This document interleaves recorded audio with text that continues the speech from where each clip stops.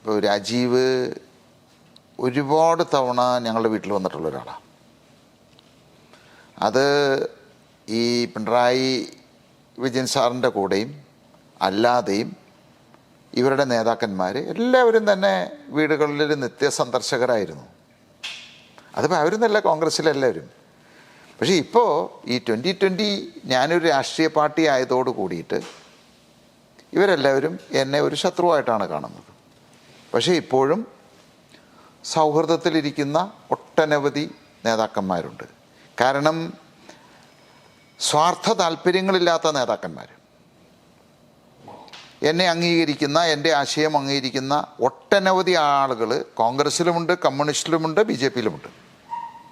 അവരൊക്കെ ഇന്നും എന്നോട് നല്ല രീതിയിലുള്ള ഒരു സുഹൃത്ത് ബന്ധം നിലനിർത്തുന്നുമുണ്ട്.